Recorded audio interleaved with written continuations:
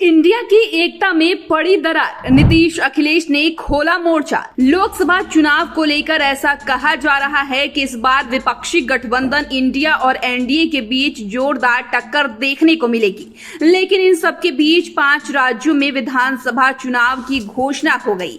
हालांकि इसे लोकसभा चुनाव का सेमीफाइनल कहा जा रहा था, लेकिन अब ऐसा महसूस हो रहा है कि ये विपक्षी एकता का सेमीफाइनल है, जहां कई विपक्षी दल बीजेपी के साथ साथ कांग्रेस के खिलाफ भी चुनावी मैदान में उतर चुके हैं। ऐसे में आइए इस वीडियो में चर्चा करेंगे कि कैसे कांग्रेस की वजह से विपक्षी एकता की हवा निकलती दिख रही है। साथ ही क्या विधानसभा चुनाव में विरोधी और लोकसभा चुनाव में दोस्ती संभव हो पाएगा, और अगर हाँ तो यह कितना संभव होगा।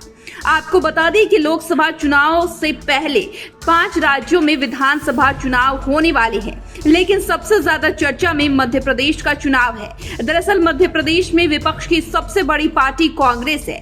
ऐसे में यहाँ चुनाव में कई क्षेत्रीय दल अपनी ताकत दिखा रहे हैं, पर लोकसभा चुनाव को लेकर कई दलों के साथ गठबंधन करने वाली कांग्रेस ने यहाँ इनसे समझौता करना जरूरी नहीं समझा, जिसकी वजह से अब नीतीश कुमार और अखिलेश यादव कांग्रेस को सबक सिखाने की तैयारी में जुट गए हैं। बता दें कि जनता दल यूनाइटेड ने मध्य प्रदेश में अपने दम पर विधानसभा चुनाव लड़ने का ऐलान कर दिया है। इसी कड़ी में जेडीयू ने मध्य प्रदेश में उम्मीदवारों की 2 लिस्ट जारी कर दी है। वहीं खबरों की माने तो पार्टी और भी उम्मीदवार घोषित कर सकती है। हालांकि जेडीयू ने अपनी तरफ से कांग्रेस के साथ गठबंधन करने की बहुत कोशिश, लेकिन सीटों का तालमेल नहीं हो पाया। यहाँ गौर करने वाली बात यह है कि इससे पहले मध्य प्रदेश में अखिलेश यादव की पार्टी समाजवादी पार्टी और कांग्रेस के बीच भी सहमति नहीं बन पाई। बताया जा रहा है कि कांग्रेस ने सपा द्वारा मांगी सीटों को छोड़ने से इनकार कर दिया।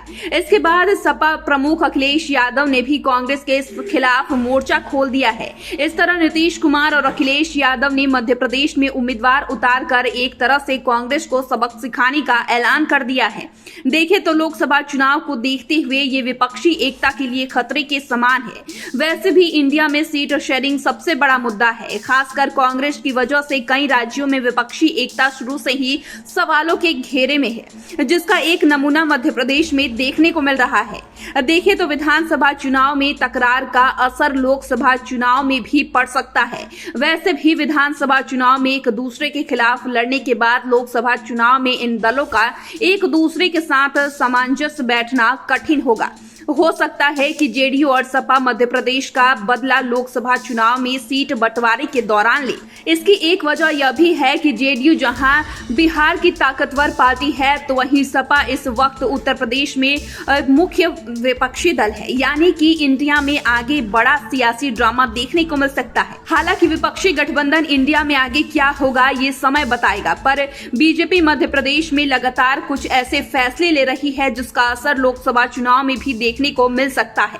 दरअसल बीजेपी ने मध्य प्रदेश में अपनी सत्ता बचाए रखने के लिए न सिर्फ कई सांसदों को उम्मीदवार बना दिया, बल्कि पार्टी ने उम्र का बंधन और परिवारवाद के मुद्दे को भी त्याग दिया।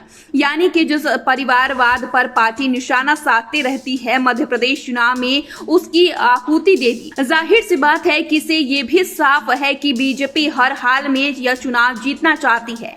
हालांकि पार्टी को विपक्ष से डर भी है, इसलिए बीजेपी ने अपने सिद्धांतों से भी किनारा कर लिया। इससे यह साफ है कि लोकसभा चुनाव को लेकर जिस तरह से विपक्ष के बड़े बड़े दल एकजुट हुए हैं, इसकी वजह से कहीं ना कहीं बीजेपी में भी बेचैनी है, जिसका असर विधानसभा चुनाव पर भी पड़ता दिख रहा है।